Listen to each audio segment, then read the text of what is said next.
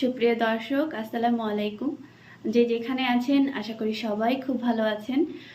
সবাইকে নতুন বছরের শুভেচ্ছা জানিয়ে আজকে আমার ভিডিওটা স্টার্ট করছি। আজকে আমার আলোচনার বিষয়টি হচ্ছে শীতে আমাদের ব্যথা কেন এত বেড়ে যায় এবং এর থেকে বাঁচার উপায়টা কি। শীতে ব্যথা বেড়ে যাওয়ার অনেকগুলো কারণের মধ্যে উল্লেখযোগ্য কয়েকটি কারণ আমি আজকে আপনাদের সাথে আলোচনা করব। এর প্রথম যে কারণটি সেটা হচ্ছে আমাদের মুভমেন্ট কম হওয়া। শীতের সময় দেখা যায় যে আমরা লেপ কম্বলের মধ্যে থাকতেই স্বাচ্ছন্দ্য বোধ করি, বাইরে সচরাচর না যাওয়ারই চেষ্টা করি। সেক্ষেত্রে হয় কি আমাদের জয়েন্টের মুভমেন্ট বা আমাদের বডির মুভমেন্টটা ঠিক মতো হয় না, আর যার কারণে ব্লাড সাপ্লাইটাও ঠিকমতো হচ্ছে না এবং জয়েন্টের মধ্যে নিউট্রিশন সাপ্লাইটাও ঠিকমতো হচ্ছে না।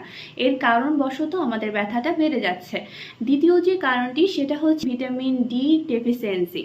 আমরা নর্মালি জানি যে সূর্যের আলো থেকে আমরা ভিটামিন ডি ঘাটতিটা পূরণ করে থাকি, বা শীতের সময় আমাদের সূর্যের আলোটা সেভাবে সেক্ষেত্রে আমাদের ভিটামিন ডি ডেফিসিয়েন্সির ঘাটতিটা অনেক বেশি মাত্রায় দেখা যায়।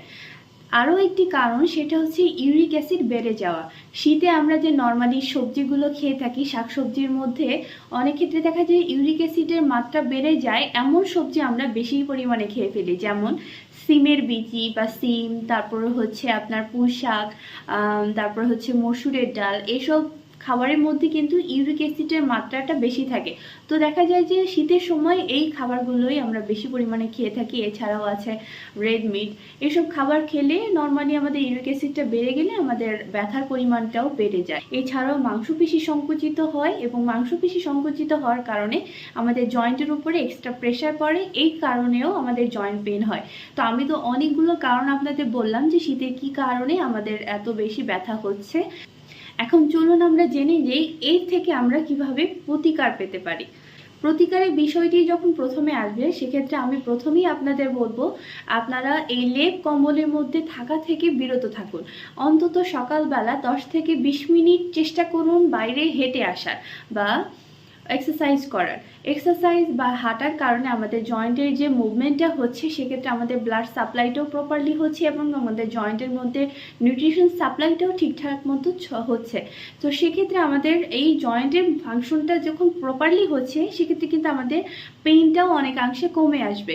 এছাড়াও আপনারা চেষ্টা করবেন শীতে অবশ্যই শরীরটাকে ওয়ার্ম রাখার, যাতে ঠান্ডার যে প্রকোপটা সেটা আপনার শরীরে না লাগতে পারে, এবং ইউরিক অ্যাসিড জাতীয় যে খাবারগুলো সেই খাবার থেকে নর্মালি আমাদের বিরত থাকতে হবে। তাহলেই দেখা যাবে যে অনেকাংশেই আমরা এই শীতের কারণে যে ব্যথার কারণে আমরা অনেক ভুগি সেটা থেকে অনেকটাই আমরা পরিত্রাণ পেতে পারি। অ্যান্ড অবশ্যই আমাদের এক্সারসাইজ প্যাটার্নের মধ্যে স্ট্রেংথেনিং এক্সারসাইজগুলো মাস্ট বি করতে হবে। তাহলে হবে কি আমাদের মাসেলের স্ট্রেংথটা বাড়লে অনেকাংশে আরও বেশি ব্যথা থেকে আমরা পরিত্রাণ পেতে পারবো। তাহলে আজকের ভিডিওটা এই পর্যন্তই। আশা করি আমি আপনাদেরকে একটা মূল্যবান তথ্য দিতে পেরেছি এবং আমার দেওয়া গাইডেন্স অনুযায়ী যদি আপনারা চলেন সেক্ষেত্রে অনেকাংশেই আপনারা শীতের এই ব্যথা থেকে অনেকটাই বেঁচে থাকতে পারবেন। তাহলে আজকে এই পর্যন্তই।